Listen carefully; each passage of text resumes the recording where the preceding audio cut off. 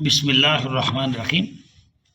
అనంత కరుణామయుడు అపార కృపాశీలుడు అయిన అల్లాహ్ పేరుతో హదీసు వెలుగు నుండి ఈ జకాత్ గురించి కొన్ని విషయాలు మీ ముందు ఉంచడానికి ప్రయత్నం చేస్తాను.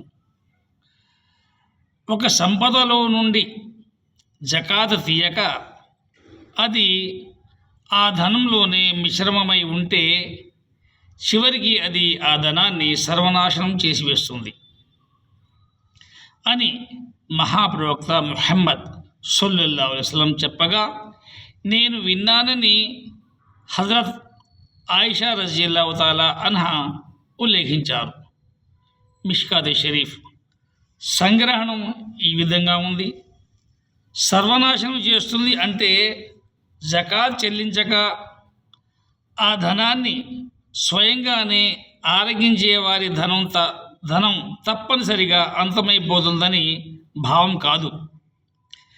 బీదవారి హక్కైన జకాతును దానిపై ఎలాంటి హక్కు లేని ధనికుడు కాజేయడం మూలాన అది పరలోక జీవితంలో అతనికి వినాశకరంగా పరిణమిస్తుంది.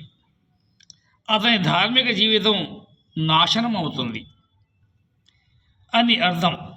అయితే జకాత్ చెల్లించక ధనాన్ని వారి ధనం యావత్తు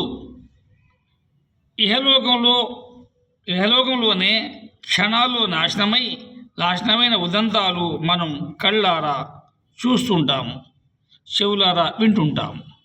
కనుక అల్లా ఏదైతే ధనికులకుపై జకాతును విధించాడో, ఫర్జ్ చేశాడో, ఆ జకాతును తప్పనిసరిగా తమ బంధువుల్లోనే ఎక్కువ శాతం ఆ జకాతును నిరుపేదలకు పంచటానికి ప్రయత్నం చేయాలి. ఒకవేళ ఆ ధనాన్ని తన ధనంతో జకాతును అలే కలిసి ఖర్చు చేసుకున్నట్లయితే అది సర్వనాశనం అవుతుంది, పరలోకంలో భారీ నష్టానికి గురి కావాల్సి వస్తుంది.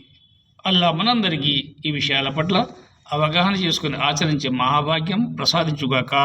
ఆమీన్ యా రబ్బల్ ఆలమీన్.